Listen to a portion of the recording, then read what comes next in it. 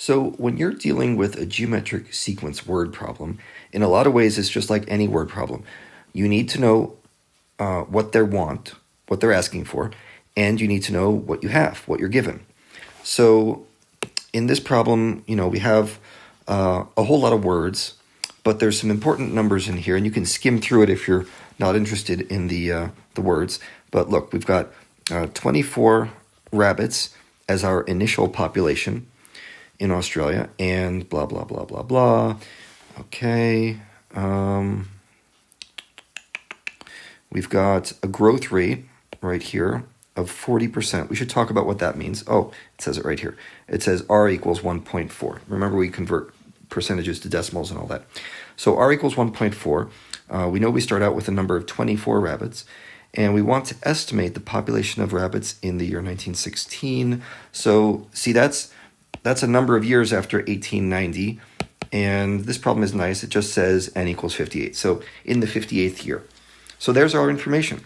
So we can just write that down here. A1 equals 24. R equals 1.4, a 40% growth. And N equals 58 years at a 40% growth. So anyone who has dabbled with bank accounts or interest rates knows this is probably going to turn into a big number. 40% is pretty good growth rate. So let's just use our explicit formula. AN equals A1 times R to the n minus 1. And see, the hard part about word problems is probably just reading all the words and getting your numbers out of it. Now it's just plug and play.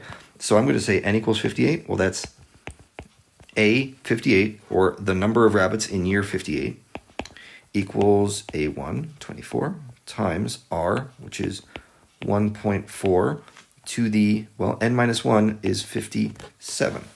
Okay, so 1.4 to the 57 is a big, big number. Okay, so 1, 2, 3, 4, 5, 6, 7, 8, 9.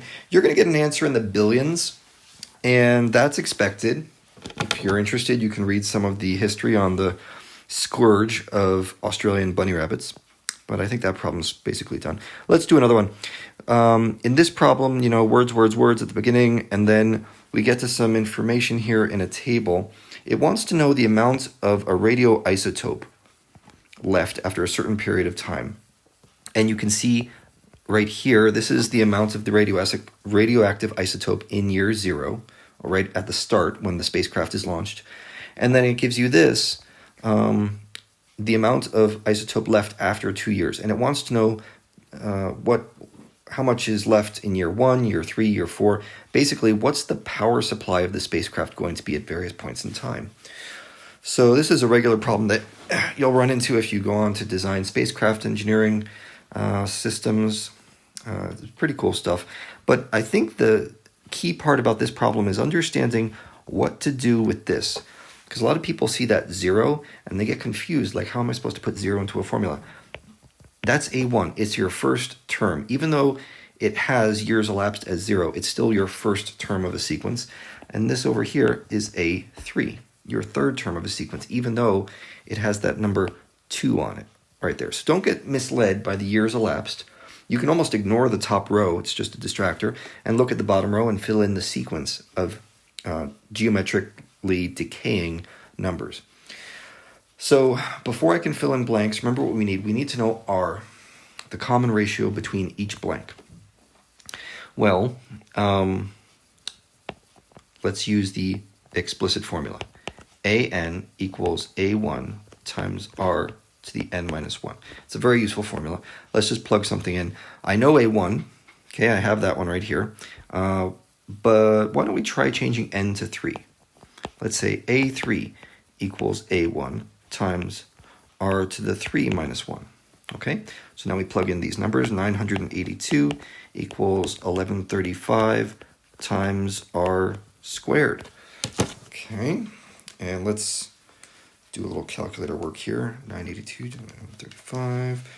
Okay, so that tells me that 0.865198, I think that's enough decimals, that equals R squared. Take the square root of each side, and we get 0.93016 equals R. That doesn't look like a very friendly R, but that's what we've, I'm sorry, that's not our answer.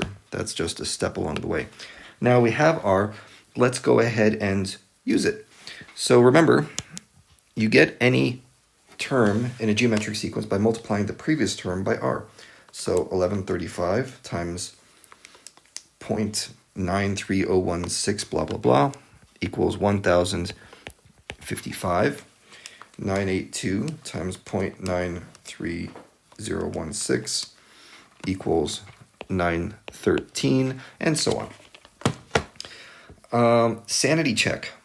Make sure you have R as a number less than 1. That means it's a decaying geometric sequence. You would not expect the amount of radioactive material to increase over time, right? So just do a sanity check in these sorts of problems. Make sure that the numbers are going in a direction you'd expect. Radioactive isotopes decrease, bunny rabbits generally increase.